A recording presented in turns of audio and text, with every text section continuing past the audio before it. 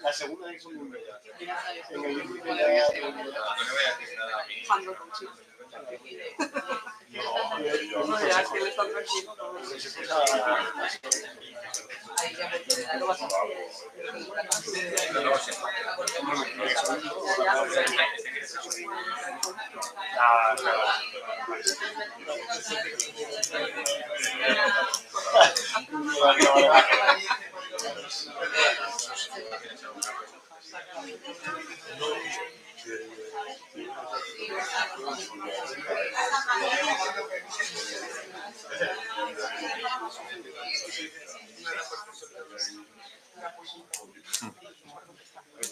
no, es verdad, lo sienta yo.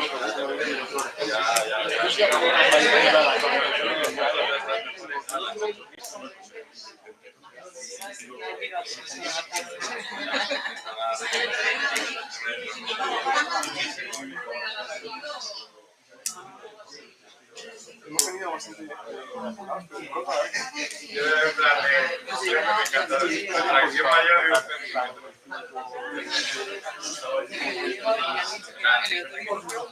¿en serio?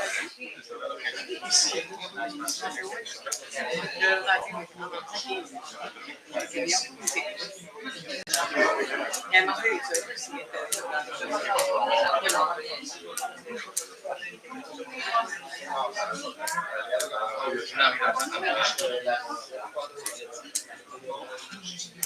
Igual he hecho los zapatos.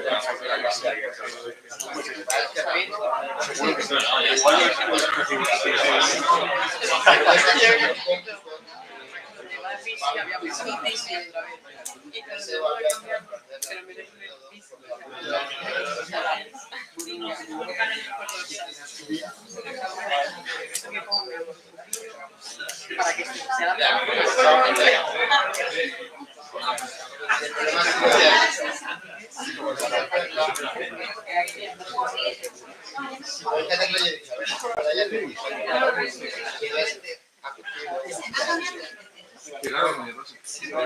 que se reproduce la imagen en el espejo.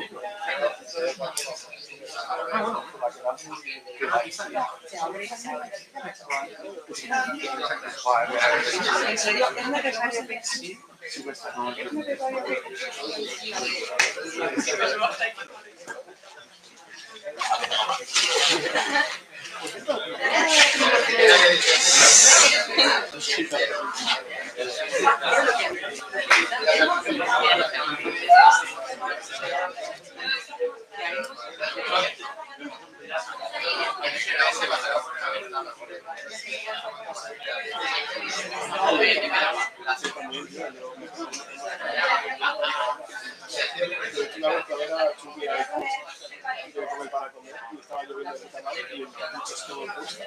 Y nos vamos a bajar una cuesta. No, pero para subir a una catedral que hay en la cuesta en la que bajamos, me pegué una impresionante, que os veis. Ay, digo, hostia, me he comprado un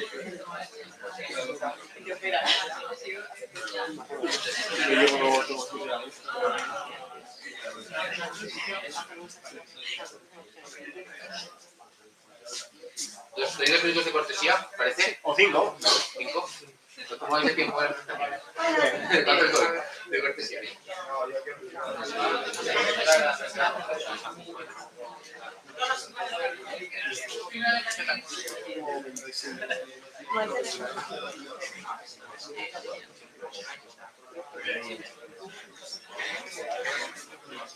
Así, en Castellón y uno de medio. Y mañana nos vemos. Sí, sí, se ha ganado una hora. Yo no me voy a quedar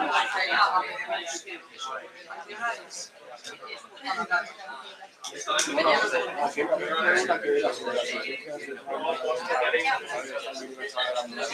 él le he dicho, mañana te veo. No me voy a quedar a la hora. la segunda, normal, y la tercera también ya.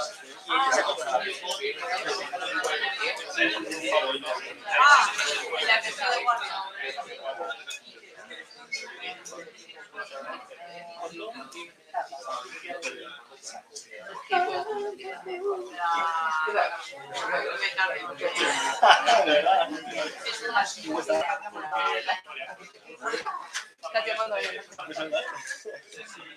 De verdad. Si está el jefe, empezamos. Estoy tensa. Estoy tensa. ¿Cómo estás? Oye, qué cosa. Voy a ver si me he jodido que estoy.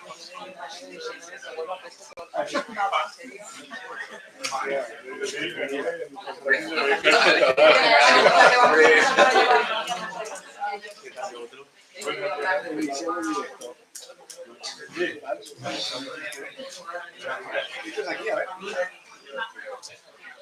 ¿Por qué haces No es eso? aquí. ¿Dónde graba esto? Está buscando la silla. Parece que sí. Sí. ¿Dónde está eso? Bueno, buenas tardes a todos. Como si no me conocéis, soy de la FE y me encargo de la docencia de la SEDOCAP. No quito mucho tiempo, simplemente dar la bienvenida y las gracias a Cristina, de la Hospital General de Castellón, por haber moderado esta charla que creo que es súper interesante. Las fuentes de radical son una cosa de todos los días, pero no todas iguales. Entonces parece que es siempre igual y yo creo que es súper importante no operar por inercia, sino entender qué hacer, entender qué ver y como residentes no caer en la tentación, no decimos, son todas iguales, una plaquita de radio y a funcionar. No, pues no, yo creo que la sesión es súper interesante, es una cosa de todos los días, así que nada, darte las gracias por la organización y por la moderación y esperéis que lo disfrutéis todos mucho de ella. Bueno, soy la doctora Badenes, soy del Hospital General de Castellón, del equipo de hermano, y vamos a hacer estas charlas. Hemos intentado que las charlas sean algo dinámico, algo un poquito como para tener ideas que llevarnos a casa y en relación a casos clínicos que podamos aplicar. Entonces, la doctora Pedraza, el doctor Mayans y el doctor Alonso van a empezar con las charlas. Hacemos todas seguidas y cuando acabemos hacemos las preguntas, ¿vale? Para no cortarlos a ellos entre medias. Cuando quieras.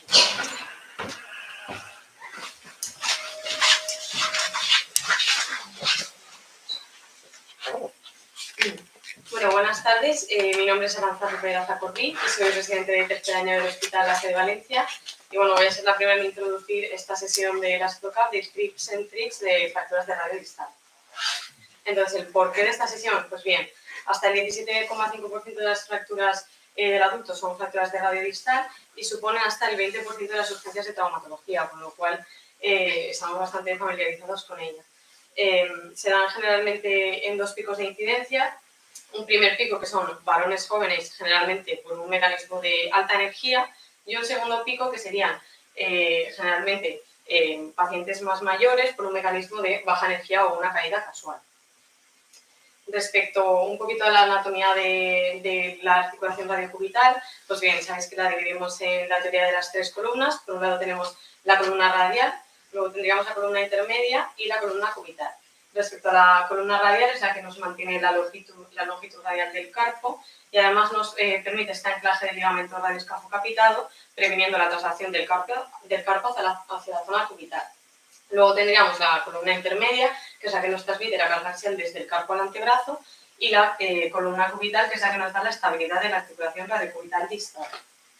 Otros parámetros importantes a conocer en el radio, pues es medir un poco todos los ángulos que tenemos dentro del radio. Entonces, en cuanto a la inclinación radial, nos fijamos, realizamos la línea perpendicular al eje del radio y la segunda línea será aquella que nos vaya desde el eje radial hacia la foseta semilunar y este ángulo será aproximadamente de 22 grados. ¿Vale? Es importante este dato que os queréis poner, ya que la altura radial aproximadamente es la mitad, que serían 11, y la angulación volar del mismo modo la medimos en la perpendicular al eje del radio en una radiografía lateral respecto a la segunda línea que la trazamos desde el aspecto dorsal a volar, y este ángulo sería aproximadamente de 11 grados, es decir, la mitad de 22. Entonces, tenemos a nuestro paciente, hemos realizado una adecuada historia clínica, le hemos preguntado un poquito cuál ha sido el mecanismo de producción y, bueno, nos encontramos ante un paciente con una fractura de radio distal, determinamos si es un paciente joven o es un paciente más añoso, le hacemos la típica reducción que ya sabéis todos realizar y, bueno, le pedimos una radiografía de control. Entonces, ¿qué tipo de reducción es la que estamos realizando, no? ¿En qué momento nuestra reducción es aceptable? Y para ello tenemos una serie de parámetros, ¿vale? Tenemos que respecto a la inclinación radial, que habíamos dicho que era 22, siempre la veremos en la radiografía anteroposterior, no deberíamos permitir una pérdida mayor de 10 grados. En cuanto al titular, del mismo modo, esta la medimos en la lateral, no deberíamos perder tampoco más de 10 grados. Respecto a la altura radial o acortamiento radial, no debería ser mayor de 3 milímetros. Y en cuanto a la congruencia articular, no deberíamos permitirnos un escalón o gap articular mayor de 1 o 2 milímetros. ¿Y el porqué de estos datos? ¿Por qué estos datos son tan importantes? Pues bien, porque en aquellos casos en los que la reducción no sea aceptable, podemos generar a largo plazo cambios degenerativos o deteriorar la amplitud del movimiento del paciente, con lo cual no satisfaceremos la demanda funcional del mismo. Respecto a otras pruebas complementarias que podemos solicitar, como bien sabéis, el TAC. ¿Qué nos permite el TAC? Pues el TAC nos permite determinar el tipo de patrón de fractura y describir en mayor medida cómo es nuestra fractura, ¿no? Si existe afectación intraarticular, etc. Y también lo que podemos hacer con el TAC es planificar nuestra cirugía. Y en aquellos casos o en hospitales en los que, por ejemplo, no tengamos esa disponibilidad del TAC, también podríamos realizar unas radiografías del radio en tracción para valorar si existe una afectación intraarticular. Respecto a otras pruebas complementarias que se podrían solicitar, sería la resonancia. Esta no la vamos a pedir de entrada, pero bueno, la podemos pedir en aquellos casos en los que tengamos una lesión de tejidos blandos, lesiones del fibrocartílago triangular, lesiones de ligamento escapolunar o lunopiramidal y en aquellos casos en los que sospechemos una lesión de la articulación radiocubital distal. Otra prueba interesante es la artroscopia intraquirúrgica. ¿Vale? Esta prueba nos permite visualizar de manera directa la superficie articular del radio. Además, nos va a permitir, en aquellos casos en los que sospechemos que existen lesiones o contrarios o ligamentosas, repararlas o incluso diagnosticarlas. Respecto a otra de las ventajas, tendríamos el lavado del hematoma y el tratamiento en la región de la fractura. Y las indicaciones, pues bien, generalmente en pacientes más jóvenes, en fracturas que presenten un escalón o un gap articular irreductible y en aquellos casos en los que hayamos visualizado en la radiografía alguna lesión asociada, es decir, diástasis escapolunar o luxaciones de la articulación radiocubital, por ejemplo. Entonces, vamos a las clasificaciones. ¿Hay tropecientas? ¿Hay alguna ganadora? Pues bien, en principio no. Entonces, ¿cuál sería nuestra clasificación ideal? Pues bien, sería aquella que nos describiera la fractura y su gravedad, la que nos orientase al tratamiento y aquella que nos estableciera un pronóstico. Entonces, de las muchas distintas que tenemos, pues la de la trauma simplemente mencionar que es la más empleada en los estudios, que generalmente la más universal. Luego tenemos la de Friedman, que también es ampliamente utilizada, que esta sí que nos divide según afectación radiocarpiana o radiocubital. Y esta es una clasificación bastante interesante, la de Fernández, que además de describirnos el tipo de fractura en función al mecanismo de lesión, si es por compresión, por avulsión o por mecanismos de alta energía, además nos puede dar información acerca de la estabilidad de la lesión y también nos da algunos algoritmos de tratamiento. Ya llegando un poquito a los epónimos, ¿vale? Que son lo que más nos gusta a todos, pues en primer lugar, cuando tenemos esas fracturas en las que el fragmento se va a dorsal, tendríamos el Coles. Las fracturas en las que el fragmento se va a volar, tendríamos el Weyland-Smith, que no es el Barton, ¿vale? La contraria del Coles es el Weyland-Smith, y esta nos da una deformidad en pala de jardinero, mientras que el Coles en dorso de tenedor. Luego tendríamos el Barton, que es intraarticular y puede ser tanto dorsal como ventral. Otras que tienen nombre propio serían la de la impactación del seno lunar en la foseta en el radio, que esta se llama lesión de Diepunts, y luego también tendríamos la de Schoeffer, que es la de la estiloides radial, que también puede asociar afectación del ligamento escapulunar. Respecto a un poquito condiciones asociadas, podemos tener inestabilidades en el carpo y podemos encontrar distintas lesiones, como bien las del fibrocartílago triangular, las del ligamento escapulunar o las del ligamento lunopiramidal. Entonces, respecto al ligamento escapolunar, nos va a dar una inestabilidad de muñeca y nos va a producir dolor. Generalmente en las fracturas de radio estas lesiones suelen ser incompletas y nos pueden dar deformidad del bíceps. Esto significa que la canilla semilunar mira hacia dorsal y este ángulo escafolunar que forma es mayor de 60 grados.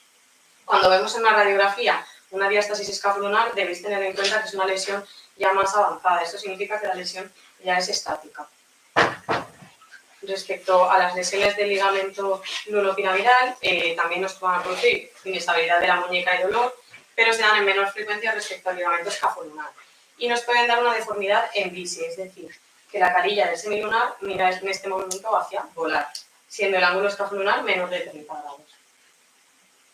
Respecto a las lesiones del complejo fibrocartílago triangular, es la lesión más frecuentemente asociada a la fractura de radiodistal. Es importante que sepáis que generalmente se dan en mayor medida en fracturas extraarticulares, a lo contrario de lo que podáis pensar, debido al importante acortamiento radial. Estas las trataremos generalmente cuando el paciente tenga una inestabilidad y dolor, del mismo modo como las previas. Igualmente le pediremos pruebas en aquellos casos en los que las sospechemos. Si no las tratamos, nos pueden dar un dolor crónico en la muñeca con una disminución importante de la fuerza y una restricción del movimiento. Y por último, la afectación de la radiocubital distal, que también nos va a producir dolor y nos va a disminuir la amplitud del movimiento de la muñeca. Esto lo debemos evaluar y lo debemos registrar también posteriormente al tratamiento quirúrgico y las trataremos generalmente de entrada en aquellos casos en los que exista una luxación o una inestabilidad muy severa. Para ello también podremos utilizar una célula de yeso que bloquee la pronosupinación, que es la típica célula que ponemos en tenofilla. Entonces, unas pinceladas sobre el tratamiento, ya que hablarán de esto sobre todo mis compañeros. Bueno, pues la larga lista de criterios de inestabilidad de fracturas de radiodistal, inicialmente propuesta por La Fontaine, después modificada por Fernández, etc. Entonces, bueno, pues combinación dorsal-ovular, como bien sabéis, desplazamiento interfragmentario mayor de 5 milímetros o un escalón articular mayor de 2 milímetros. Cuando perdemos angulación, como bien he comentado previamente, en la reducción, en una pérdida de angulación mayor de 10 grados, acortamiento o impactación del radio mayor a 5 milímetros, en aquellos casos en los que exista conminución articular, diástasis de articulación radiocubital distal, en fracturas de cabeza o cuello de cúbito, siempre hay que acordarse del cúbito, fracturas asociadas del escafoides o disociación escafolunar y, evidentemente, en aquellos casos en los que realizamos un primer intento de tratamiento conservador y se nos desplaza la fractura, y en pacientes de mayor edad y gran osteoporosis. Entonces, bueno, como bien veis aquí, pues una fractura con escalón, con gran desplazamiento interfragmentario, con conminución, con afectación también en la región dorsal, probablemente el semilunar del bíceps. Entonces, una fractura inestable. Entonces, este algoritmo, que es muy sencillo y que a mí me gusta mucho, en una fractura de radiodistal podemos tener que la podemos reducir bien o que no la podemos reducir bien, ¿no? Entonces, no la podemos reducir bien, pues bueno, vamos a ir al tratamiento quirúrgico, esto es obvio, o en fracturas abiertas o politraumatizados también. ¿Que la reducimos bien? ¿Nuestra reducción es aceptable o no es aceptable? Entonces, una reducción aceptable, en una reducción no aceptable nos iremos a un tratamiento quirúrgico. En una reducción aceptable, pues habrá que ver si la fractura es estable o no es estable. Entonces, en una fractura estable, sabemos todos que nos vamos a ir a un tratamiento ortopédico. Pero cuando la fractura es inestable, por mucho que la reducción nos quede aceptable, tendremos que irnos en un paciente joven y activo, desde luego, a un tratamiento quirúrgico. Y en un paciente anciano habrá que individualizar, y en aquellos casos en los que sea inactivo, pues un tratamiento ortopédico. Respecto a los parámetros de reducción aceptable, y esto probablemente me vuelvo a repetir, pero es de las cosas más importantes que debemos aprender, pues no perder más de 10 grados en la inclinación radial, no perder más de 10 grados en el tip oral, una altura radial, no perder la altura radial más de 3 milímetros y que no haya escalones o gaps articulares mayor de 1 o 2 milímetros. Entonces, simplemente para comentarlo, porque ahora ya lo comentarán mis compañeros, en opciones de tratamiento en nuestro paciente, pues tiene el conservador, la fijación percutánea con agujas, la fijación externa o el RAFI, tanto dorsal como volar. Entonces, nada, ya doy paso a los siguientes.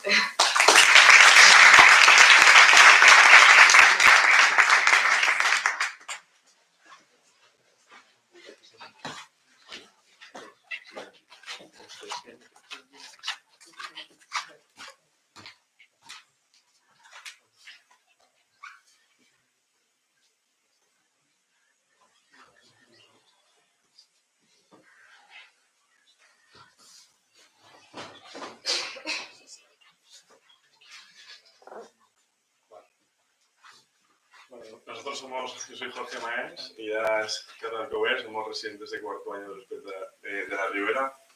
Perdonas que llevo un catarro, que estoy siempre igual, tengo la voz un poco tocada. Bueno, vamos a hablar acerca del tratamiento de fracturas de radio distal. En este caso nos centramos en las extraarticulares. En primer lugar, bueno, como ha comentado la doctora Pedraza anteriormente, sobre todo fijamos en los criterios estable o inestable. En este caso nos centramos, son pacientes añosos mayores de 65 años. Esto está un poco controvertido porque hoy en día una persona de 70-75 años no es una persona añosa, es una persona activa. Por tanto, siempre, aparte de ver radiografías, medicina y traumatología, tenemos que ver radiografías y al paciente. Sobre todo son las fracturas no desplazadas, las fracturas estables, que volviendo atrás nos tenemos que acordar de los criterios de estabilidad o inestabilidad, y un aspecto muy importante, que esté un yeso moldeado en 3 puntos. Cuando estamos en la reducción, en la sala de curas, con una tracción, un punto fijo, un pivote, esto es muy importante, tanto si usamos en nuestro centro férula antebraquial dorsal, férula bivalvada o yeso cerrado, lo importante es que esté apoyado en 3 puntos, para que luego en las próximas consultas de revisión con la radiografía evitar un desplazamiento. Según los criterios, los que había comentado antes, y centrándonos en la última revisión de la Asociación Americana de Cirujanos Ortopédicos, sobre todo la reducción. Por reducción, lo que tenemos que conseguir es tener una angulación de menos de 10 grados, la angulación dorsal, entre 3 y 5 milímetros de pérdida de altura radiocubital como máximo. Lograr la inclinación radial que sea mayor a unos 15 grados, y en este caso lo nombro, pero aquí nos centramos en las extraarticulares. En caso de que fuera articular, menos de 2 milímetros de desplazamiento. Y la duración estimada, pues entre 4 y 6 semanas, según vayamos viendo al paciente las consultas y la radiografía. En el primer caso, en este paciente observamos en la radiografía AP una pérdida de altura, un colapso radiocubital, y en la radiografía lateral, como vemos, tenemos una angulación en torno a 20-30 grados a nivel dorsal. Este es un paciente de 75 años.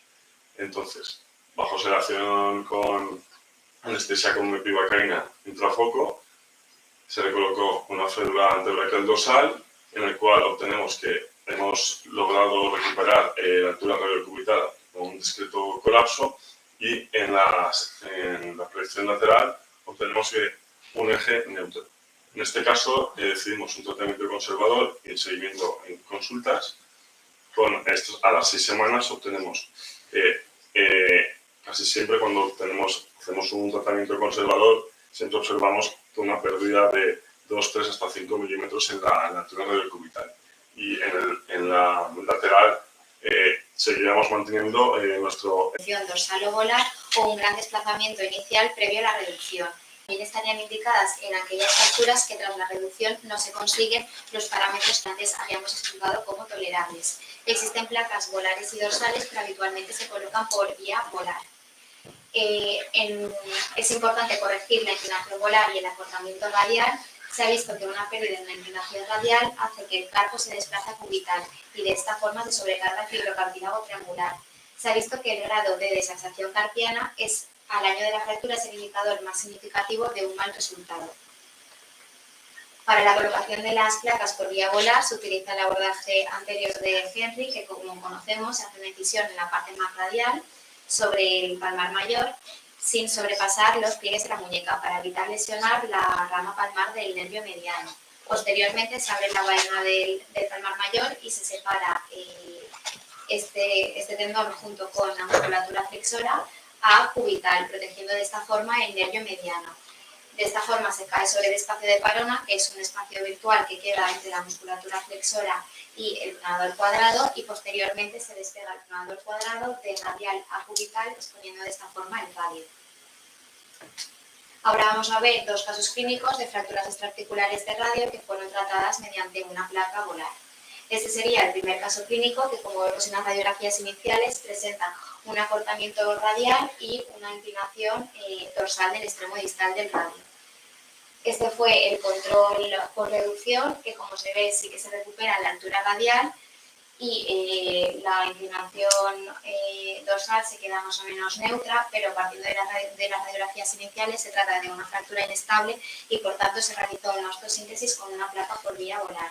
Este fue el control a las 4 semanas y este fue el control a las 8 semanas. El siguiente caso clínico, como vemos en las radiografías iniciales, en la radiografía anteroposterior vemos que hay una pérdida de la altura radial y en la radiografía lateral vemos que está completamente destrozado. Este sería el control con reducción, que sí que se ve que se recupera la altura radial y la inclinación volar que tiene el radio de forma habitualmente, pero partiendo de las radiografías iniciales se trata de una fractura inestable y por tanto se intervino quirúrgicamente con una placa por vía volar y este fue el resultado a las 4 semanas. Ahora hablaremos de las complicaciones que pueden ocurrir tanto con el tratamiento conservador como con el tratamiento quirúrgico y luego las explicaremos cada una. En cuanto a las complicaciones tenemos las consolidaciones viciosas, las roturas o atrapamientos tendinosos, el síndrome compartimental, el síndrome del dolor regional complejo, el atrapamiento del nervio mediano y la lesión de la rama sensitiva del nervio radial, que como había explicado anteriormente, esto puede ocurrir con la colocación de las agujas Kirchner en el tratamiento de algunas fracturas. Luego es importante también tener en cuenta las lesiones asociadas, que no son complicaciones en sí, pero que hay que conocerlas para que no pasen desapercibidas. Y como había explicado anteriormente la compañera, sería la lesión de ligamento escamosemlunar, que luego veremos un ejemplo de esta lesión, la lesión del fibrocartílago triangular y la luxación articular radiocubital distal. Las consolidaciones viciosas. Las consolidaciones viciosas son consolidaciones en mala posición que limitan la funcionalidad normal de la muñeca. Para el tratamiento de esta complicación, aquí tenemos dos escenarios. Si solo hay una pérdida de la altura radial, pero mantiene la inclinación tanto radial como volar, estarían indicado realizar un acortamiento del cúbito y fijación con placa. Si el paciente presenta una pérdida de la altura junto con una pérdida de la angulación radial y volar, aquí estarían indicadas osteotomías exarticulares correctoras de radio, que se pueden realizar tanto por vía volar como por vía dorsal. Este sería un ejemplo de un paciente que tuvimos en el hospital desde ya un par de años. Estas fueron sus radiografías iniciales o post-consolidación, que como vemos hay un gran acortamiento, una pérdida de la inclinación radial y una angulación totalmente dorsal. Se realizaron osteotomías extraarticulares correctoras junto con un injerto de cresta ilíaca del propio paciente y se fijó con placa. Este fue el resultado final. La otra complicación serían las roturas o atrapamientos tendinosos. La más frecuente sería la rotura del extensor largo del pulgar, que este puede ocurrir en dos contextos. En las fracturas tratadas conservadoramente, se ha visto que a su paso por el tubérculo de Lister, el extensor largo del pulgar presenta una zona menos vascularizada. Entonces, frente a contusiones o inflamaciones repetidas, puede llegar a romperse. También en fracturas tratadas quirúrgicamente, en la que los tornillos sobresalen por la parte dorsal, puede llegar a irritar constantemente este tendón y al final puede llegar a romperse. La rotura del flexor largo del pulgar, esto es más infrecuente y suele ocurrir cuando se colocan las placas más allá de la línea divisoria de aguas. Este sería el tratamiento de una rotura del extensor largo del pulgar. Como vemos en la imagen de arriba, primero se identifica el extremo distal del extensor largo del pulgar. Posteriormente se identifica el extensor propio del índice para realizar una transposición tendinosa al extensor largo del pulgar. Se realiza la tenotomía en la parte más distal del extensor propio del índice y se recupera por la parte proximal. Y luego a través de un túnel subcutáneo se recupera la altura del extensor largo del pulgar y se hace una sutura término-terminal. Otra complicación es el atrapamiento del nervio mediano y este se puede dar de dos formas. De forma aguda por el propio hematoma de la fractura o de forma crónica en las fracturas intervenidas quirúrgicamente por la fibrosis que se produce postquirúrgicamente. Para prevenir esta complicación es importante realizar una reducción precoz de la fractura y no flexionar el yeso más de 30 grados. También hay muchos cirujanos que cuando intervienen quirúrgicamente las fracturas liberan el túnel del carpo para evitar que ocurra esta complicación. El síndrome compartimental, como conocemos todos, es un aumento de la presión dentro de un compartimento que puede afectar a la perfusión vascular y, por tanto, la viabilidad de los tejidos. El diagnóstico es básicamente clínico, lo más característico es un dolor exagerado para la lesión que tenemos, que aumenta con la movilización pasiva de los dedos. También hay pruebas complementarias que nos ayudan a sospechar de este síndrome, como sería la medición de la presión intracompartimental, y el tratamiento básicamente son descomprimir el compartimento mediante fascictonías y un cierre cutáneo en un segundo tiempo, porque en un primer tiempo es muy difícil porque hay tanto edema que no se consigue cerrar la piel. El síndrome del dolor regional complejo es otra complicación que se caracteriza por un dolor exagerado junto con alteraciones cutáneas, como puede ser edema, cambios de temperatura, sudoración, sequedad. Esto está favorecido por inmovilizaciones prolongadas y en casos en los que tengamos consolidaciones viciosas. El tratamiento básicamente es retirar la inmovilización, dar medicación para el dolor neuropático y hacer fisioterapia. Se ha visto en algunos estudios que la vitamina C ayuda a prevenir que ocurra este síndrome. En cuanto a las lesiones asociadas, como habíamos dicho, teníamos la lesión del ligamento escafoseminolar, la lesión del fibrocartílago triangular y la luxación de la articulación radiocubital distal. Ahora veremos un ejemplo de una rotura del ligamento escafoseminolar asociada a una rotura del extremo distal del radio. Estas serían las radiografías iniciales y, como vemos en la radiografía anteroposterior, hay un gap mayor de 3 milímetros y el escafoide se ve en anillo. En cambio, en la radiografía lateral vemos que el semilunar está inclinado hacia volar, hacia dorsal, arrastrado por el piramidal, y el escafoide está flexionado a volar. Este sería el control por reducción, y como se trataba también de una fractura inestable, se decidió intervenir quirúrgicamente, realizando una osteosíntesis del radio con una placa y fijando el escafoide semilunar con una aguja.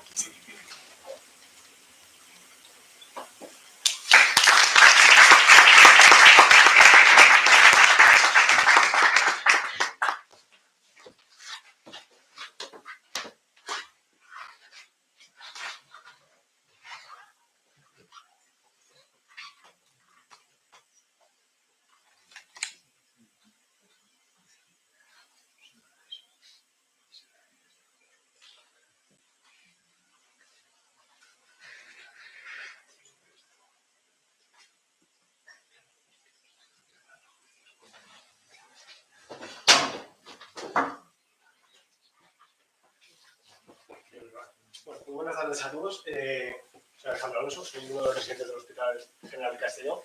Y en este caso me toca mirar la parte final de esta charla, que es un poco la parte particular de las fracturas de la columna.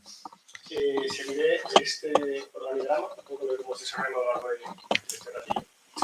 En principio, a modo de introducción, simplemente recordaros que la muñeca es una articulación de carga, por la que van distribuyéndose las cargas actorales de estas columnas que ya mencionaron los compañeros previamente. Por un lado tenemos la columna cubital, por otro lado tenemos la columna radial y por otro lado la columna intermedia. Desde hace unos años ya, y gracias a los avances en las pruebas de imagen, este concepto de las tres columnas se ha ido cambiando por el concepto de los cuatro cortes, de las cuatro esquinas. De tal manera que se sigue manteniendo una columna o esquina radial, otra esquina cubital, pero sin embargo en la columna intermedia se ha cambiado por dos esquinas, que es una dorsal y otra volar. Y esto viene en relación a la importancia que se le está dando, gracias al TAC sobre todo, a esas fracturas que comprometen a toda la parte volar de la columna intermedia. A modo de recordatorio anatómico, simplemente recordaros que el radio distal tiene una zona en la que va articulada con el escafoides, que es la faceta escafoidea, tiene una zona en la que va articulada con el semilunar, que es la faceta semilunar, y luego tiene una zona en la que va ordenada con el cúbito, que es esta zona cóncava, que es la fosa sigmoidea. Dos zonas de relieve que nos resultan de interés, tanto el tratamiento ortopédico como el quirúrgico, es el tuberculo del distal, que es este relieve óseo que vemos en la parte dorsal, que se sitúa entre la segunda y la tercera cordillera extensora, y en la parte volar, como había comentado la compañera previamente, tenemos, a ver si esto marca bien, la línea de aguas, ¿vale? Esa es la línea en la que colocaremos nuestras placas volares sin pasarnos para prevenir la lesión tendinosa de los flexores. En cuanto a clasificación, simplemente, aunque han comentado antes varios tipos de clasificaciones, mencionar la clasificación de la AO. ¿Por qué esta clasificación en particular? Porque esta nos permite hacernos una idea muy tridimensional de cómo se organizan las fracturas. La AO divide las articulares en dos, las que son parciales y las que son completas. Por un lado, las parciales simplemente van a afectar a una de las zonas del radio, o bien a la zona lateral, o bien a la zona medial, o bien a la zona dorsal, o bien a la zona volar. Sin embargo, las que son completas, como tenemos ahí a la derecha, son las que pueden afectar de forma simple o bien con convolución, ya sea convolución metafisaria o convolución articular. Esto un poco a modo de introducción. ¿Qué pasa con las fracturas articulares? Suelen ser por mecanismos de alto impacto. Entonces, llevan acarreadas muchas lesiones asociadas, que algunas se han mencionado previamente y otras no. En este caso, las más habituales son las que pongo en pantalla. Es habitual, cuando veamos una fractura radiostal, veamos también una estiloides cubital. Y siempre hay la duda, ¿hay que fijar esa estiloides cubital? ¿La dejamos tal cual? Pues bien, lo que nos dice la literatura es que la estiloides simplemente es un reflejo de cuán reducido y cuán estable está nuestro radio distal. Entonces, si nosotros reducimos un radio distal, ya sea de forma ortopédica o de forma quirúrgica, y la articulación radiocubital distal no tiene inestabilidad, la estiloides no hace falta tocarla. Sí que tendremos que intervenirla si cuando reducimos nuestro radio nos queda inestable, o bien el fragmento de la estiloides es muy grande, está muy separado. En este caso podemos reducirla y colocar una placa o podemos ponerle unas agujas usando la vía cubital. Como la charla va de consejos y trucos, ¿no? Pues simplemente un consejo es, si vamos a operar un cúbito o un estiloides, tener cuidado con ese pedazo de rama que pasa por el medio, ¿vale? Esa rama dorsal del nervio cubital. Otras lesiones asociadas son ya las lesiones del carpo, ¿vale? Cuando veamos una fractura de radio distal, es muy habitual que como vemos una fractura, pues ya está, se acabó, hay una fractura. Pues no, muchas veces hay una fractura también en el carpo, o hay una disociación carpiana, o hay una luxación. Entonces, a modo de consejo, fijarse en los huesos del carpo, fijarse también en la radio cubital distal, que puede ser un reflejo de una lesión del complejo fibrocartilaginoso triangular. Y en caso de que tengamos lesiones asociadas, siempre ampliar con pruebas complementarias, solicitar un TAC, ver más lesiones óseas, solicitar una resonancia para ver lesiones ligamentosas, ¿vale? En este caso, en particular, cuando tengamos una fractura combinada de radio distal y de escafoides, la literatura lo que nos recomienda es, primero, fijar el escafoides y posteriormente fijar el radio distal. ¿Por qué? Porque en la mayor parte de los casos el escafoide está no desplazado, de tal manera que nosotros podemos colocar un tornillo percutáneo de compresión y posteriormente ir a reducir al radio distal, que generalmente está desplazado y tenemos que hacer maniobras de distracción. Si hacemos lo contrario, distrayendo el radio, podemos desplazar el escafoides, ¿no? Entonces, como consejo, primero el escafoides y luego el radio distal. Los tipos de tratamiento para fracturas articulares son como cualquier otra articulación diferente a la muñeca, conservador o quirúrgico. En este caso, el conservador, como comentado previamente, se reserva en la articulación para pacientes con baja demanda funcional o para fracturas prácticamente no desplazadas. Como espacio límite se reservan 2 milímetros. Cuando no se cumple esto, hay que operar a nuestros pacientes. Y ahí viene una tabla de objetivos, que son los que se han comentado previamente, de interés quirúrgico, en los cuales tenemos que fijarnos a la hora de nuestro control con la escopia o con el control postquirúrgico. Los tratamientos que vamos a emplear, algunos ya se han mencionado, otros mencionaré yo ahora. Algunos son polémicos y luego, si acaso podemos discutir. Serán los siguientes, ¿vale? En primer lugar, vamos a hablar de la placa volar, que es el gol estándar, es el método más utilizado y el que mejor va. Es el método que mejor va por muchas razones, entre otras porque tiene una vía de acceso relativamente sencilla, nos permite adosar la placa a una superficie generalmente estable, ya que las fracturas suelen afectar más a la parte dorsal, porque la combinación dorsal, si vamos por volar, no le vamos a quitar vascularización. Y, entre otras cosas, nos permite controlar casi la totalidad de los fragmentos de una fractura radiodistal. Y luego hablaremos de aquellos que no puede controlar. Entre las desventajas está que a través de la zona volar es más difícil llegar a la articulación radiocarpiana, que las placas volares hay dos componentes que no controlan muy bien, que es las fracturas muy epicisarias y los fragmentos de la faceta semilunar. Ahí hay otros métodos que nos pueden controlar mejor la fractura, que comentaremos más adelante. En las complicaciones, pues las que han comentado previamente. La lesión tendinosa, la lesión nerviosa asociada sobre todo a la vía de abordaje y a los tornillos más o menos largos. Estas complicaciones nos van a llevar hasta un 5% de necesidad de extracción de materiales de síntesis. Como consejos, nosotros en el Hospital General de Castellón no utilizamos la vía de Henry que he comentado antes, sino que utilizamos la vía modificada por Rey, en la que esa vía de Henry longitudinal que sigue el CCR la ampliamos con una especie de triángulo para llegar a las tiroides radial y de tal manera tener mejor exposición de las tiroides. Llegamos hasta nuestra fractura, la reducimos y colocamos nuestra placa marcándonos como límite la línea de aguas o la línea de watershed.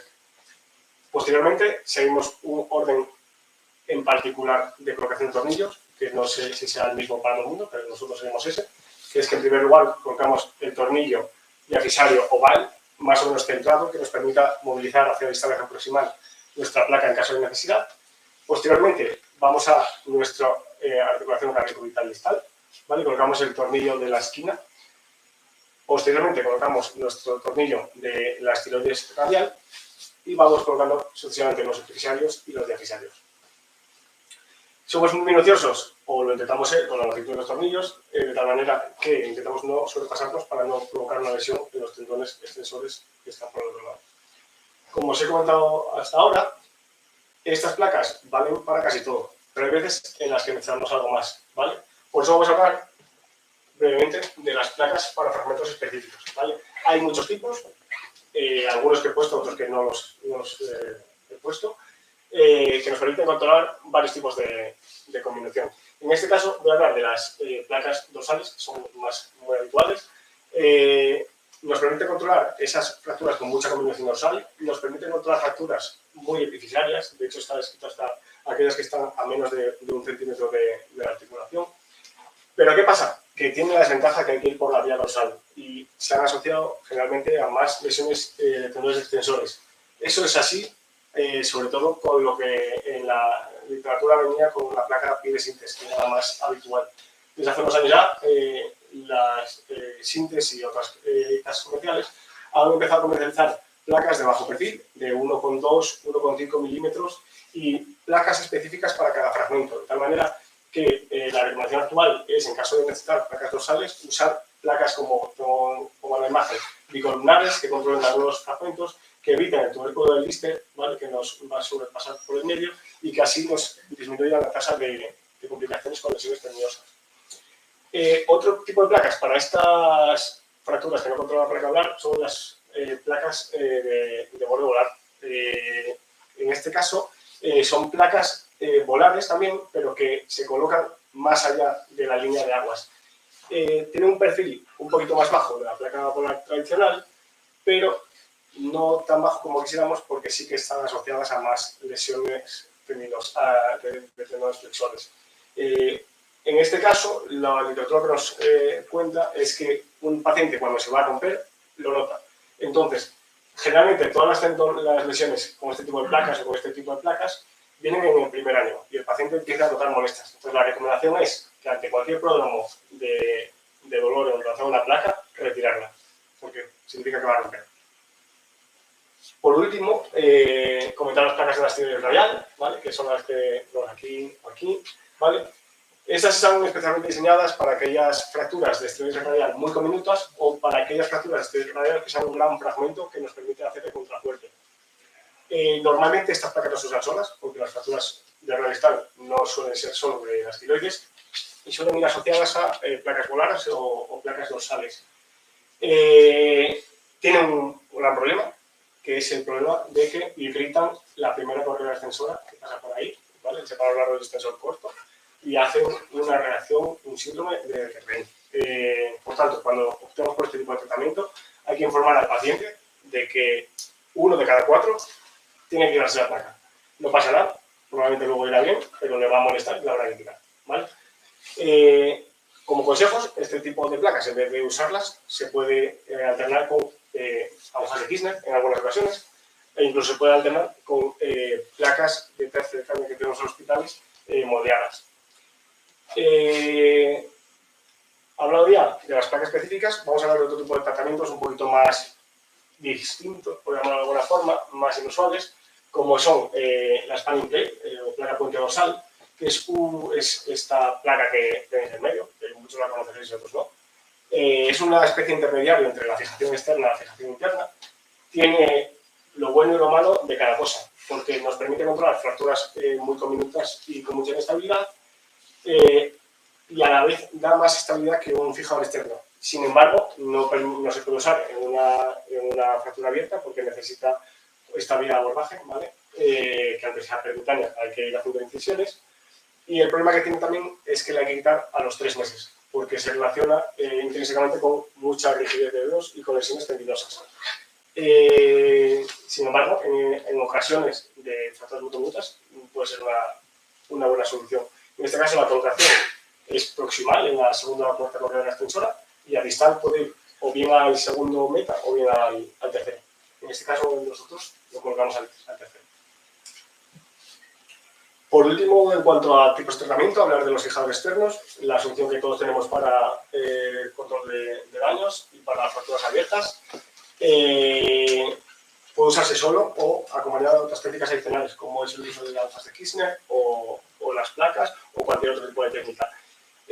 Como consejo, ya que esto va a la charla, evitar la distracción excesiva, se ha relacionado mucho con el síndrome del dolor regional complejo, y precaución con los pines, porque por ahí pasan cositas como esta, que es el radial superficial, que cuando vamos a meter los pines radiales nos lo podemos llevar. De hecho, hay autores que recomiendan hacer los pines proximales al filo abierto, viendo exactamente por dónde vas. Bueno, ya casi tenemos toda la charla, nos faltan unas pinceladitas. El papel de la artroscopia, ya han comentado antes algo en la charla inicial, simplemente parece que es algo de moda, pero lleva muchas décadas en la artroscopia de la muñeca. Y simplemente por comentar, la artroscopia está indicada en las fracturas interarticulares, que es de la que hablo yo, está recomendada para visualización de la reducción en los quirófanos, como vemos aquí en la pantalla, está indicada para la revisión de las lesiones ligamentosas y está indicada también para la valoración de la inestabilidad del carpo. La sistemática habitual de técnica es la que veis allí, que es como paciente de glúteo supino, la tracción del brazo al cénit con 3 o 4 kilos de peso. Los portales que se suelen utilizar son los que están entre la tercera y cuarta correa extensora, es portal 3-4, y el portal 6R, ¿vale? que va justo todavía al cúbito, o sea que hay que tener precaución también con la rama dorsal del nervio cubital. ¿Por qué se recomienda o es importante tener buen uso y manejo del artroscopio? Porque nos permite todo lo que os he comentado y aparte nos permite evacuar el hematoma articular, que se ha relacionado con una mejor capacidad de osteosíntesis. Pero en este caso, ¿qué pasa? Que se ha relacionado la artroscopia mayor de 2 horas con el síndrome compartimental. Por tanto, si uno tiene manejo del artroscopio, está bien, pero si no lo tiene, no es recomendable empezar por esto. La recomendación es empezar con fracturas articulares simples para visualizar y ver que todo el escalón queda estable. Y si no tenéis o no hay buen manejo con la artroscopia, también hay que tener mucha precaución, porque se han visto muchas lesiones con los portales de acceso. En general se recomienda una artroscopia seca, ¿vale? Para evitar líquidos que difundan y hagan un síndrome compartimental en el tórax. Complicaciones, pues como cualquier fractura articular de cualquier parte del cuerpo, artrosis, ¿vale? La artrosis de la muñeca pues va a ser o la artrosis radiocubital o la artrosis radiocapeana. En este caso, la artrosis radiocubital se ha visto que las fracturas interarticulares aumenta en exceso. Se relacionaba hasta el 80% de fracturas interarticulares con lesiones de la radiocubital, que eso no quiere decir que el 80% tenga artrosis, pero sí de esas, algunas, aunque no viene especificado en la literatura, tienen artrosis, ¿vale? ¿Qué pasa? Que la artrosis en estos casos son parámetros radiológicos. No se ha visto una significación clínica en relación a esos parámetros radiológicos. Pero cuando veamos que un paciente tiene, después de este tipo de fracturas, molestias en la radiocubital, pues sí que hay que plantearse que tiene una lesión. ¿Cómo prevenir que desarrolle una artrosis? Con osteotomías, que hay muchas, y no vamos a hablar en esta charla específicamente de esto, pero observamos osteotomías radio, del cúbito, etc. Y cuando las tenemos, ¿qué hacemos? El tratamiento, hay 2 tipos de tratamiento, ¿vale? Uno lo pongo arriba y otro lo pongo abajo. Artroplastas de resección, las de arriba, artroplastas de sustitución, las de abajo. Las más tradicionales y más conocidas son las de resección, en particular la que más se utilizaba antiguamente era la resección de Danax, en la que se quitaba toda la cabeza del cúbito, pero no tenía los mejores resultados posibles en cuanto a funcionalidad. Por tanto, actualmente en nuestro entorno se reserva para pacientes con baja demanda funcional o para casos ya de gente muy mayor. Las técnicas de resección que más se utilizan actualmente, sobre todo para gente más joven, es la de la derecha que tenéis ahí, que es la de Sobrecapagli, en la que se hace una artrodesis radiocubital distal con un tornillo y se hace una osteotomía un poquito más proximal, de tal manera que permite fijar esa radiocubital distal y permite el movimiento de pronosticulación. Alternativamente a esto, tenemos las artroplastas de sustitución. Hay dos tipos, en el cúbito, la parcial y la total, en el que se mantiene o se quita la esterosis del cúbito. Pero para poner este tipo de prótesis, lo que necesitamos es que haya una buena congruencia articular radiocubital. Y para eso tenemos que hacer un TAC, en el que veamos que la congruencia entre el cúbito y la fosa sigmoidea sea competente, porque si no, nuestra prótesis se luxará. Os he dejado ahí con una estrellita lo que parece que es el salvavidas de todo, ¿no? Cuando un paciente tiene una artrosis radiocubital y se le ha hecho algún tipo de técnica y va mal, nos queda siempre la prótesis radiocubital distal total o prótesis de Seckert, ¿vale? Que está indicado para estas pacientes con cirugías previas, con inestabilidad, que van mal, y parece ser, según se escribe en la literatura, que tiene buenos resultados hasta ahora en casi todos los pacientes. Lo único que se recomienda es que si los pacientes tienen osteoporosis previa, hay que verse con ojo, porque hay un aumento de la tasa de fracturas periprótesis. Y los pacientes que tengan una artrosis radiografía muy avanzada no se recomienda porque podría entrar en el camino de una artrosis total de muñeca. Lo último ya de complicaciones, una pincelada de la artrosis radiocarpiana. Saber que en algunas series llega hasta 2 de cada 3 pacientes a los 7 años con fracturas intraarticulares. Se relaciona con mala evolución, pero también en muchos casos se relaciona con el propio mecanismo de impacto en el momento que se produce la fractura de la muñeca. Igual que la artrosis cubital, no hay una correlación clínico-radiológica y cuando tenemos este tipo de problemas, cuando avanzamos en una artrosis de muñeca, tenemos un montón de tratamientos. Lo que recomienda la literatura es que antes de empezar con tratamientos invasivos, intentemos hacer una denervación de los nervios que van a la muñeca, una denervación extensa, en la que cojamos pues, todas las ramas terminales del interoso anterior, del posterior, las ramas sensitivas del cubital, del radial, intentando así denervar toda la muñeca y parece ser que 2/3 de los pacientes tienen una calidad de vida óptima con este tipo de terapias. Luego hay otros tratamientos, he puesto un poquito más en pequeñito y al final, algunos que aunque sean conocidos, como la artrosis a 4 esquinas y la carpectomía proximal, en este tipo de pacientes no van bien. ¿Por qué? Porque estamos hablando de pacientes que tienen una fractura intraarticular de radio y para hacer este tipo de técnicas necesitamos una fosa semilunar congruente y estable. Si tiene una fractura intraarticular, probablemente la fosa semilunar ya esté deteriorada. Por eso se suele recomendar más otro tipo de técnicas como estas que tenemos en el medio. Por un lado, la artroplastia, que está descrita actualmente como para pacientes más añosos y con peor calidad de vida y con menos demanda funcional. Y luego las artrodesis. Por un lado, la radioescafodular, que es la que veis aquí a la izquierda, que une el radio con los escafoides y el semilunar, que precisa de una articulación mediocarpiana íntegra. Por tanto, para poder poner este tipo de artrodesis tendremos que hacer un TAC o visualizarlo por artroscopia. En estos casos también se ha descrito que los pacientes que se le hace una resección distal del escafoides tienen menor tasa de pseudoartrosis. Ahí se queda. Ya por último, los pacientes que no van bien con esto, nos queda la artrosis total, ¿vale? La artrosis total es la que veis ahí, es una demolición completa de la muñeca, que trata de quitar el dolor, pero no todo, ¿vale? Y por eso pongo ahí un 20%. Hay que informar al paciente que tiene una artrosis radiocarpiana y que no tiene otro recurso, que el 20% de los pacientes con este tipo de tratamientos van mal y tienen un dolor intolerable. Entonces, antes de someterse a más cirugías y cirugías agresivas como esta, hay que informar a nuestros pacientes de los resultados que pueden obtener. Por último, comentamos un par de casos clínicos nuestros del Hospital General de Castellón, con los que aprendimos, yo creo, todos. En este caso, el primer paciente es un varón de 42 años que se queda en un árbol trabajando. Es un paciente joven, sin antecedentes, sin ningún tipo de comorbilidades, que se nos presenta a la urgencia con esa fractura. Nosotros ahí lo primero que hacemos es seducirla y colocarle un yeso. Y ya aquí, no sé si se ve bien desde por ahí, pero ya vemos cositas. Entonces,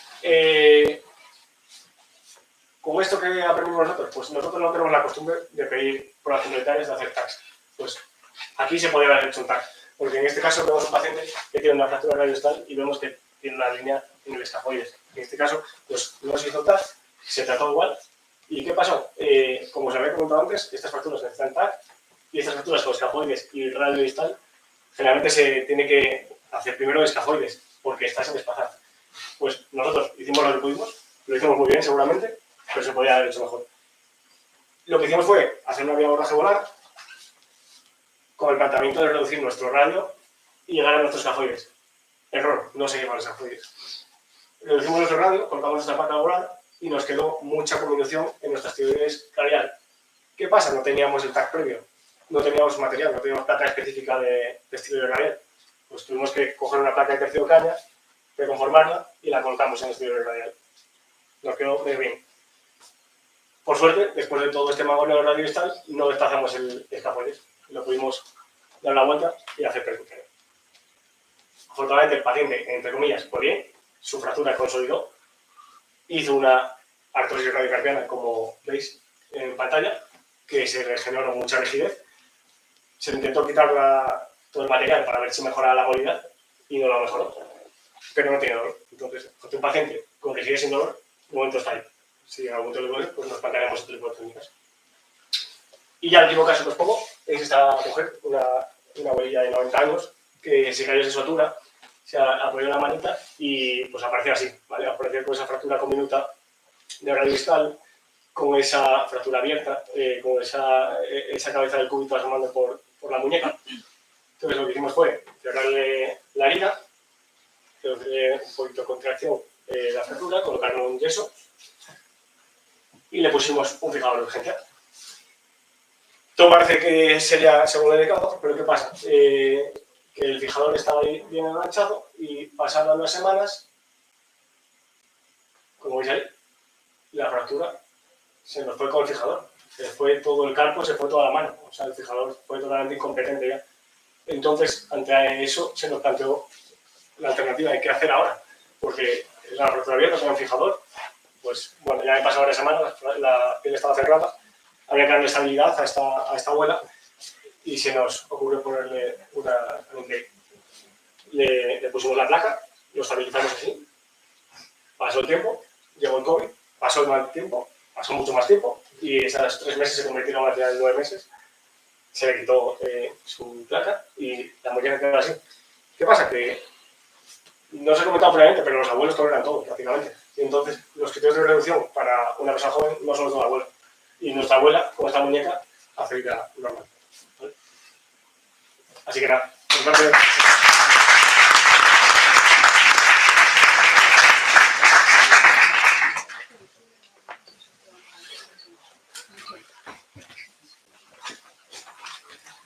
Me quedo yo aquí abajo y así que se queden ellos ahí.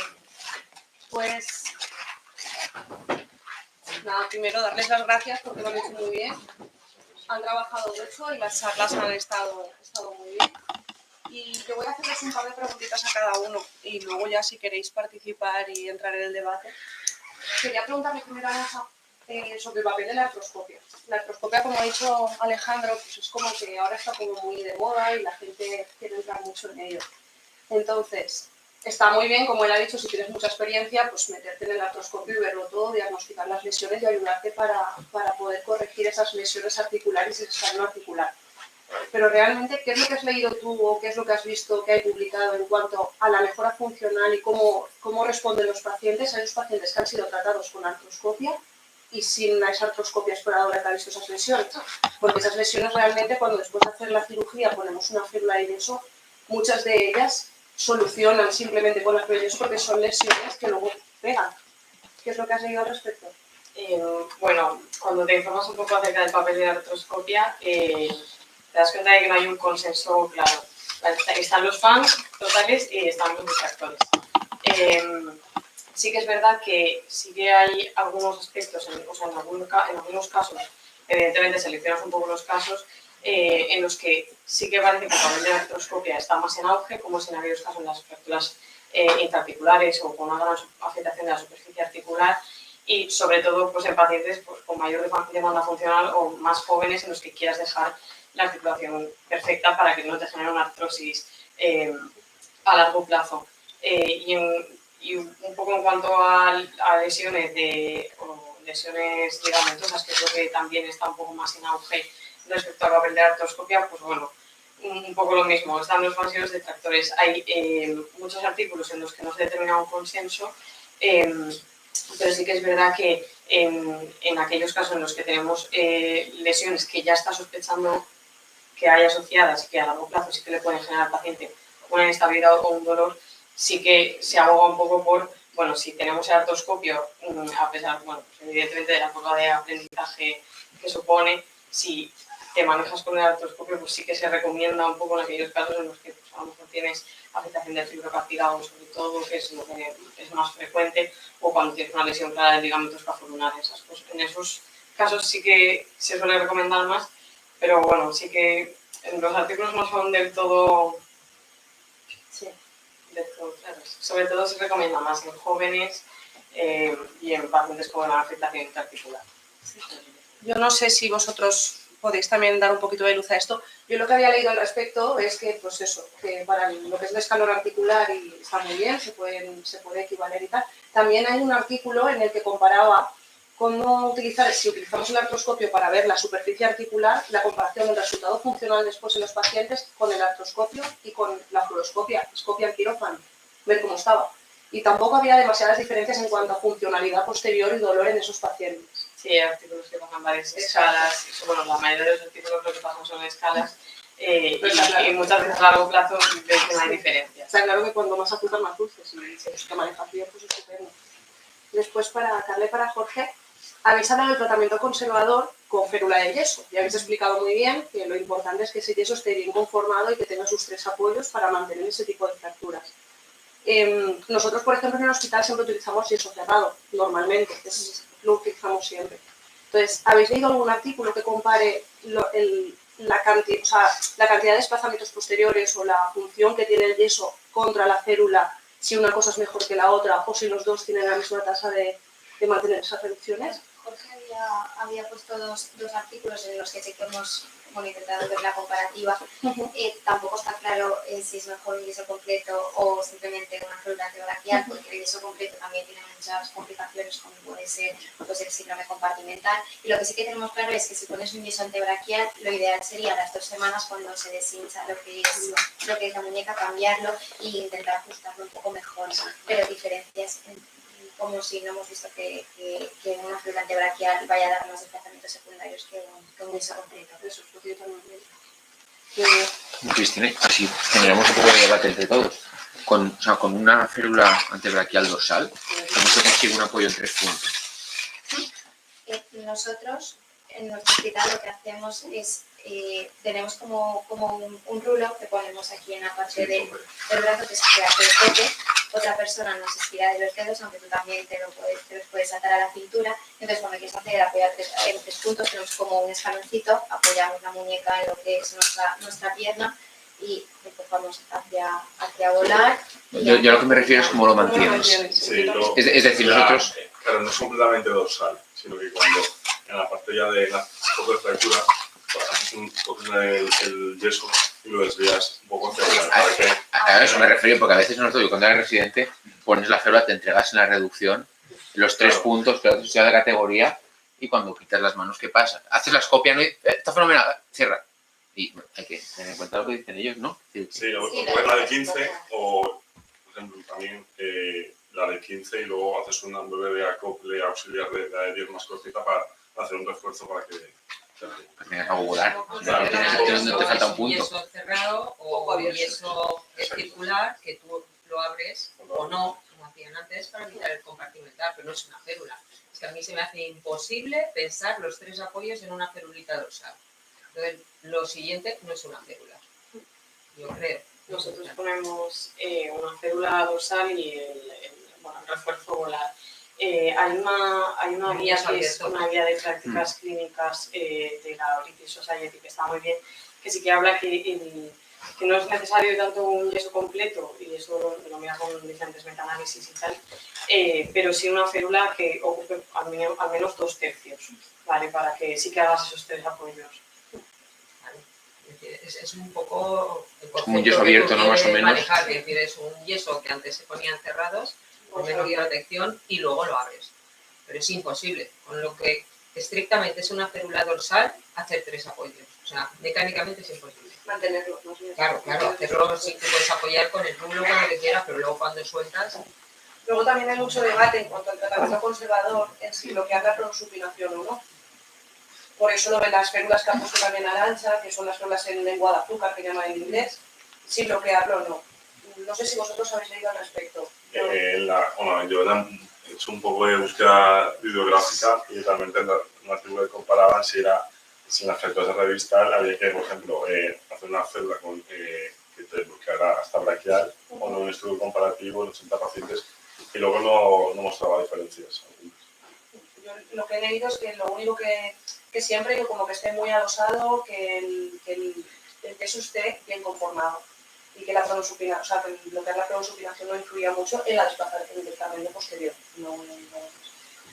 Pues muy bien. Y Por añadir también algo, que discutimos todos, con el tratamiento conservador, una cosa que me parece curioso, ya que la SECOT tiene un consentimiento informado del tratamiento conservador.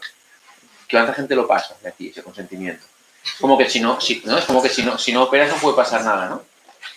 Y si operas, sí que en fractura de distal, todos hemos tenido casos en el servicio que se presenta y a lo mejor a las 3 semanas, bueno, se ha ido, se ha cortado. Es decir, es una fractura que lo que hablamos, ¿no? Es difícil, es fácil operarla, por decirlo de alguna forma, ¿no? Tiene complicaciones, pero el conservador también tiene sus cosas. Entonces, yo pienso que siempre me hubiera gustado pasar, no lo he pasado en mi vida, pero siempre me hubiera gustado explicar al paciente lo que pasa si no opera, que también pueden pasar cosas, ¿no? Pueden pasar más es cosas. importante. Pero luego hay también casos de roturas tendinosas con un yeso, o sea, con un yeso también se puede romper un tendón. O también puedes tener un síndrome de dolor regional complejo, y hay bastante tasa de síndrome de dolor regional complejo por mantener las inmovilizaciones más de la cuenta. Entonces, también es importante. Luego, eso es para el paciente es muy limitante. Entonces, sí, es importante. No sabía que existía ese consentimiento. Lo único del tratamiento conservador que insisto mucho es que un yeso cerrado, 3 puntos, no convierte una fractura inestable en estable. Ojo con eso, ¿vale? Que en las sesiones siempre oímos, hombre, pero eso si lo hubieras puesto bien, no. O sea, un yeso no da estabilidad a una fractura que sea inestable. Eso es importante. Y luego lo de la artroscopia que tú has preguntado y que Arantxa lo ha explicado fenomenal, la artroscopia es una herramienta más. Entonces, ¿tú qué quisieras que te hicieran en tu fractura? Sí, está claro. Es que si sabes utilizarlo es una herramienta más que te puede llevar a ¿Significa eso que si no haces artroscopia lo estás haciendo mal? No. ¿Estás haciendo algo al estándar del tratamiento? Pues posiblemente no. ¿Es necesario hacerlo en todas las fracturas? Seguramente no. Entonces ahí seleccionar un poco. Sí que hay gente que lo hace en todas las fracturas para no tener que discutir con el anestesista si le mete la artroscopia o no, pero eso no es un criterio en realidad. Pero hay fracturas en las que tú ya sospechas que hay. Entonces, esas fracturas en las que tú sospechas que sí que puede haber una lesión asociada, ahí es donde sí o sí yo creo que sí que se debería hacer. Porque tú lo has explicado, porque es verdad que si movilizas van a cicatrizar. La mayoría de lesiones del escafonular son parciales. Con 3 semanas de inmovilización van a cicatrizar. Pero si tú has puesto la placa y te ha quedado muy bien, seguramente a los 15 días o a los 10 días le vas a quitar la escayola. Pero si le has hecho una artroscopia y has visto que hay una lesión parcial del ligamento escafonular, ya no te vas a atrever. Entonces, yo empecé a usar la artroscopia cuando, ¿cómo no? Si no me han recomendado, me llega un paciente que te viene, que te ha quedado fenomenal y a los 3 meses te dice que me duele aquí. Entonces, no es el mejor caso para emprender a hacer artroscopia ni de lejos, pero yo creo que lo de, bueno, es que en la curva de aprendizaje, o sea, si tú crees que un tratamiento es el mejor, creo que tienes la obligación de intentar aprenderlo e intentar implantarlo. Luego, allá donde fueres, haz lo que pudieres, eso lo tienes que tener muy claro. O sea, que todos hemos trabajado en comarcales, pero como la mayoría soy residentes, o sea, lo de, no es que, claro, la curva, es que, no, si tú crees que eso es lo mejor, tienes la obligación de aprender a hacerlo. Obviamente la curva de aprendizaje puede ser muy larga, pero es que si no empiezas nunca llegarás. Pero que es una frase que se repite mucho, ¿no? De, claro, es que como cuesta más tiempo, claro, es que como no sé qué, ¿hay que hacerlo en todas? No, hay que tener sentido común. Pero lo que te da gana en algunas facturas es mucho. Que eso yo a mí me recuerdo un poquito cuando empezaba a hacerse las invitaciones también guiadas por ecografía. Totalmente. Que había esa tendencia de, no, si yo por referencias anatómicas la meto dentro. Y se empezaron a comparar estudios y que no tanto. Porque yo creo que infiltrarse en ecografía es un acto de fe. Claro, es que va a ir al sitio claro, y a lo mejor va a ir. Es un poco esa tendencia tradicional de infiltrar con referencias anatómicas para no usar una ecografía que es al final un instrumento que tienes que tener una curva de aprendizaje amplia y que tienes que perder tu tiempo en aplicar, igual que el artroscopio. Al final es que tienes que perder tu tiempo en aprender a hacer algo que quizás tú creas que lo puedes hacer igual sin él. Entonces, yo creo que también para todos los que estamos aquí, el perder tiempo en aprender si son, como dices tú, si es para mejor, si es para hacer lo mejor posible, yo creo que nunca es para... Y Jandro, tú en tu presentación, bueno, lo has explicado todo muy bien, no me ha quedado mucha cosa de duda, pero en el caso que has presentado la vuelta del fijador, el fijador se fue. Y no se fue porque el fijador estuviese suelto, ni porque no se apretase bien la cópula. Claro. Entonces, ¿por qué crees que ese fijador se fue? ¿Qué hubieses hecho? En este para caso, les pongo la imagen. Yo creo que el fijador era una buena solución en ese momento, porque teníamos una fractura abierta de muñeca. Pero ¿qué pasa? Que los fijadores al final son métodos de estabilización relativa por fuera de la piel. Esta abuela tiene un hueso muy porótico y esa abuela tiene todo el carpo inestable, o sea, no tiene nada que haga de sostén. Entonces, en este caso, puentear una inestabilidad, yo creo que era la solución buena para la guardia, pero posiblemente luego habría que haberlo cambiado previamente por otra solución como nosotros hicimos por la placa puente dorsal, o haber complementado con algo más. ¿Qué pasa? Que ¿con qué más complementas? ¿No? Aquí, o sea, ¿qué pone aquí que te pueda estabilizar algo? Probablemente nada. Entonces, esto no... Sí, pero mira cómo tiene eso. Ese fijador, primero, las fichas proximales están puestas muy cerca del foco. Segundo, ese fijador tiene un acople que tú lo que haces es fijar el cúbito. Entonces, si tú hubieras fijado una ficha a cúbito, toda la combinación tan brutal que tiene ese artificio. Otra ficha dices. Entonces, eso tiene una ficha que tú tiras por vertical y te cae por dorsal a cúbito. Entonces, tú sí que coges otro punto para darle más soporte al fijador. que no ocurra eso. Entonces, de tal manera, los fijadores, muchos de los fijadores hay algunos que incluso llevan años en el servicio, las rótulas no funcionan, se pueden toquitear, es decir, hay otro tipo de fijador, pero sí que hay fijadores en los que tú puedes fijar a cúbito y evitar la pérdida de reducción que has tenido. Ese fijador tiene una ficha, unas argollas que hacen así y colocas una ficha a cúbito y entonces te aseguras que eso que te ha pasado no te ocurre. Porque darle más estabilidad tienes, pero son fracturas que son... Pero tú juegas con ventaja porque sabes que ha ido mal, pero de esas se dejan así casi. Bueno, Eso es, acojonas a los falsos esas ¿no? cosas... También que el punto tenía eso. Bueno, pues que a priori aprendes como la sesión de las 8, que ya está la noche en quirófano poniendo fijadores, llegan a las 8 y dicen, oye, esa ficha es un poco corta. Bueno, pues esto no es cuestión de criticar, ¿no? Es aprender. Es que la fijación externa hoy en día es una fijación que la tenemos en dos puntos. Una que es control de daños y otra que es en ortopedia infantil, deformidades, etcétera, etcétera, o ya nos vamos a infecciones, etcétera, etcétera. Entonces, el tratamiento de fracturas con fijación externa definitivas, eso fue de los años 90, 2000, y ahora no se hace. Entonces, claro, los que pintamos canas sí que hemos visto mucha fijación de esta, pero bueno, tú esto lo haces con un fijador de Hoffman 3 y le tiras la ficha al cúbito igual. Es decir, tú lo que quieres buscar es estabilidad y solo tienes de los dos pilares, de todas las columnas que habéis hablado, las dos mediales las tienes completamente destrozadas y te queda una columna. Entonces, al final, llega por todos los lados. Y aún así, acordaros los fijadores, las fichas cuanto más separadas, más estables son. O sea, no tienes mucho campo de juego, pero bueno, que sí que es verdad que este fijador, las fichas tienen que ir juntas por el tipo de cabezal que llevan, pero que en un Hoffman, por ejemplo, tú puedes poner pines barra muy separados entre ellos. En gente mayor, pues pasan más factura. Y aún así creo que el fijador no se aflojó, me refiero. Las fichas... No, cedió el sistema. Me refiero que fue un problema al final de todo lo que estamos diciendo de las fichas y no sé qué. Lo que falló fue la rótula que va por fuera, que no tiene nada que ver con la fijación. Es decir, pero bueno, que hubiera fallado igual. Fue la rótula del fijador. Así que técnicamente... Pero los pinches también. Pero que los pines están bien, que realmente el fijador técnicamente el cirujano lo hizo, o sea, aguantó muy bien. Por eso digo que yo creo que fue un buen recurso. Le podría haber dado más estabilidad. Claro, habría que saber que esa señora se le iba a ir todo, ¿no? Hubiera pasado lo mismo, aunque le hubiera dado más estabilidad, hubiera pasado lo mismo. Claro. La rótula hubiera cedido. Sí, Era peor la rótula que el hueso de la señora, ¿eh? Hay algunos antiguos que esas rótulas y demás tienen ese tipo de problemas, porque estos fijadores se diseñaban para tratamiento definitivo.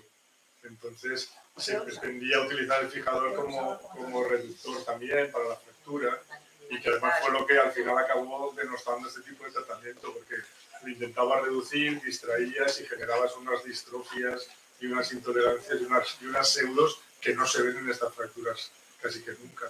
Entonces los fijadores estos como fijadores definitivos desaparecieron entre la revista. ¿Puedo decir una cosa? Habéis mencionado una cosa que me parece muy interesante, que es un síndrome de túnel carpiano agudo como complicación aguda. Si viene en la guardia, ¿qué hacéis? ¿Lo abrís o no? Está indicado abrirlo. Si pasa más de 20 Muy bien, si pasa más de 20... En teoría, se deja ingresado con la mano en alto y antiinflamatorios. Si 24-48 no mejora es cuando hay que abrirlo, pero no es necesario abrirlo en la guardia. Digo que es una de las preguntas que a veces os puede surgir. Entonces, no es no un compartimental, digo un túnel carpiano. No es imprescindible abrirlo en la guardia. Se deja ingresado en observación, mano elevada, corticoides, y se observa a ver si mejora no se abre. Y si no mejora, en 24-48 horas se abre. Pero no hace falta hacer una guardia. Bueno, ¿nadie tiene más preguntas? Sí, yo quiero preguntar. Por los hospitales que tenéis, ¿qué ponéis? ¿Yesos o férulas 3/4? Entiendo que 3/4, no una férulita de pequeñito. La mayoría sí es de mismos hospitales, pero ¿yeso cerrado en qué hospitales se pone? En el clínico, lo que hay yeso cerrado, y en Castellón. Y generalmente lo cerráis y luego lo abrís. Y lo abrís hasta el Belván. Y luego esos pacientes, ¿cuándo son visitados otra vez en consulta externa? A la semana, cada 3, según cómo sea el perfil del paciente. Si un paciente muy ansioso y está muy mayor, que después de 6 eso, sabes que no le vas a hacer, que no te van a hacer cirugía, pues igual vas a hacer semanas. Está un poco en duda, pues vas a hacer. ¿Podéis tener huecos para citarlo? Para las semanas, si la semana lo ves directamente y la foto... La estaba de guardia, vale. Y luego otra cosa. Vuestra muñeca. Sois gente joven y tenéis una fractura interarticular. Una fractura, tomamos una T normalita, ¿vale? Está desplazada lo suficiente para hacer una manera de reducción con el superfond. Buscáis al adjunto o al reciente más avanzado y os hacen una reducción, y en la reducción os ponen escandicaína, os ponen yeso cerrado con los 3 apoyitos porque es tratamiento de recomendado, y la reducción es perfecta. Está todo anatómico, habéis recuperado todo. ¿Qué tratamiento seguiríais? ¿Os operaríais? ¿Haríais un tratamiento conservador con el yeso? ¿Qué marcha seguiríais con esa fractura? ¿Lo dices por el hecho de ser interarticular? Por el hecho de ser, es decir, por ser joven. ¿Qué entiende la gente por un tratamiento conservador de una fractura distal de radio? Porque si es interarticular, pero está sin desplazar, sin escalón articular, ¿no? Sea joven, sea mayor. 3 semanas. Un yeso cerrado 3 semanas. Pero no hay escalón, ¿no? Es articular, pero no hay escalón. No, tú lo has reducido, te lo ha reducido el colega. O sea, es anatómica que es... Yo me operaría. Y te ha hecho una reducción. Yo me operaría. Luego a las 3 semanas te viene la consulta, se ha movido un poquito, tienes el escaloncito de 2,5, se ha desplazado un poquito más, ¿no? Si tuvieras 25 años, operaríamos. Yo me operaría. Si tuviera 50 a lo mejor ya no. Pero con 25 no. Pero te Yo que sé, operarías siempre... por lo que dicen el incómodo del yeso. No, me operaría porque... Por la artrosis posterior. Porque No, yo te he dicho que te la han dejado sin escalón ni sin nada. La fractura está bien reducida, pero... Ahora, ¿no? Pero a las 3 semanas no lo vas a ver. No, claro, sí. Sí. Sí, está claro, pero sí que es verdad que siempre hay un cierto desplazamiento, ¿no? Con el tratamiento conservador siempre hay un acortamiento o un desplazamiento secundario, nunca se queda, o muy pocas veces, se queda exactamente igual como estaba. Si es articular, pues me da un poco más igual, pero si es una fractura articular, te da un poco más de miedo que se desplace, aunque sean 2 milímetros, ¿no? Yo depende de quién me No sé, opera. ¿eh? Bueno. Esa es la opción C. La opción C. Pero vamos, se supone, nosotros solemos hacer ese tipo de fracturas, hacemos un control a la semana y vemos cómo está la fractura. La fractura ha sido la semana, compañero, esto sigue de puta madre. Sigue muy bien. Igual. Pero ¿sabes lo más frecuente? Que a la semana se ha ido un poquito, pero no lo suficiente. No, bueno. A las 2 semanas se ha ido un poquito más, pero no sé qué hacer. A las 3 ya se ha ido mucho, pero es que ya son 3 No, semanas. tienes que decidir a las 2 Esa es la semanas. historia más frecuente. Tienes que decidir a las 2 semanas. A las 2 semanas. La decisión está en las 2 semanas. Entonces, a las 2 semanas vas otra vez y yo lo que digo es porque el problema que tenemos ahora con los tratamientos ortopédicos es que no tienes tiempo para hacer tratamientos ortopédicos. Entonces, igual que antes hacíamos tratamientos de tibias, que ahora ya no, prácticamente es nulo, y yo lo entiendo, metes un clavo y ya está, aunque tienes que asumir también una infección, etcétera, etcétera, pero es muy la ganancia que tienes de ponerte un clavo y caminar al día siguiente no es la de una muñeca. Pero el tratamiento conservador es un tratamiento funcional, no es el tratamiento conservador del abuelo de 80 años como este que hemos visto 90 años. En 90 años no hay que plantearse prácticamente nunca, aunque la palabra nunca sabes qué dice, ¿no?, hacer ninguna cirugía. Y a partir de 80 habría que pensárselo mucho también, ¿eh? Porque las muñecas, incluso con deformidades, se toleran de maravilla. Y es la verdad, lo que pasa es que cuando no tienes una experiencia por acabo de llegar a la especialidad, no has visto esos casos. Como nosotros no aprendemos de lo que nos dicen, sino que queremos tropezarnos, pues hasta que no nos tropezamos, no operamos a la de 83 o lo que sea, y luego ves que es lo mismo y las evidencias te dicen, oiga, la evidencia de operar, no operar es lo mismo. Pero por eso digo que es un caso en nosotros. Entonces, un tratamiento ortopédico conservador funcional, a las 2 semanas tú puedes quitar ese yeso y volver a hacer una reducción en una pequeña pérdida de reducción y lo puedes volver a colocar. Y puedes dejar ese yeso hasta las 5 semanas, a las 5 semanas colocar el yeso con cremallera empezando a hacer un tratamiento funcional y tienes un cirujano ortopédico que utilizará sus manos perfectamente con un buen resultado funcional, anatómico y de todo. Ya, José, pues en las 2 semanas se ha ido, se va a volver a ir. No tiene por qué. No se ha ido, Normalmente. hablando del supuesto, no se ha ido. Yo creo que ahí, alguien lo ha dicho también, cada tratamiento, cada paciente hay que individualizarlo, porque, por ejemplo, te pongo otro ejemplo, tú en lugar de trabajar en la seguridad social eres autónomo, o sea, en lugar de ser médico con una nómina cuando estás de baja eres autónomo, tienes que conducir, pues a veces reducir los tiempos, igual eso es un criterio que aquí no se utiliza, pero por ejemplo en Estados Unidos, en la medicina privada, Y en la mutua se utiliza por también. ejemplo. Pero toma de alta, luego, pero la mutua luego le da igual como que del paciente. Lo ha puesto de alta y ya le da exactamente. Ya, a ver, yo creo que el esquema ese, eso es lo que yo utilizo en mi cabeza, el algoritmo. Es decir, si la fractura la reducción es anatómica, pero la fractura es inestable, se va a ir. Y además, fíjate, ese caso que te has presentado, las fracturas se van como al principio. O sea, la deformidad inicial, la fractura tiende a esa deformidad. Entonces, si esa fractura es inestable, casi seguro se va a volver a ir. Yo creo que la clave... Yo es que creo que operamos muchas fracturas, siempre lo he dicho, y la gente mayor siempre pensamos eso. Pero eso también es una cuestión generacional, posiblemente, o sea... No, es una cuestión luego de resultados, de ver los resultados y que hay gente luego que no valora sus resultados, uno los compara a posteriori. Pero creo que hay mucho tratamiento. Lo que pasa es que una cosa es hacer un tratamiento conservador, quiere decir, venga dentro de 6 semanas, joder, qué desastre, cómo ha quedado esto por no operar. Y otra cosa es un tratamiento funcional bien realizado y bien seguido, que no tenemos tiempo hoy en día en las consultas para hacerlo, porque es la realidad. Porque la realidad es que tú no puedes estar cambiando yesos, moldeando yesos, etcétera, etcétera, en una consulta de seguridad social.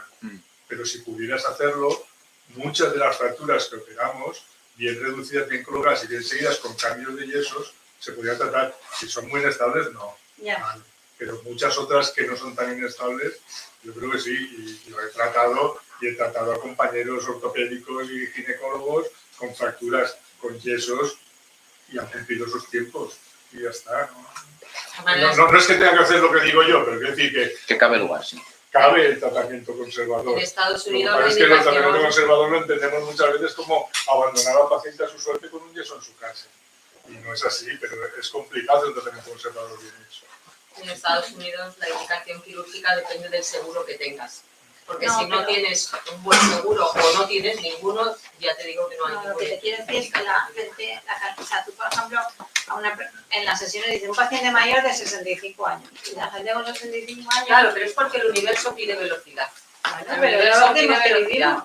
Pero bueno, es una reflexión porque ellos no son puramente técnicos. Es decir, no es gente que va a venir a poner placas como churros. Es decir, es una reflexión que otra gente pues, con más experiencia hace y que a mí me parece correcta, porque se les enseña a operar, pero también a pensar. Simplemente. Está claro que el universo pide velocidad y que cada vez es todo más quirúrgico y que necesitamos inmovilizarnos menos, eso está claro. Pero no puede también habría que tenerlo en cuenta. Bueno, chicos, pues muchas gracias por venir y gracias.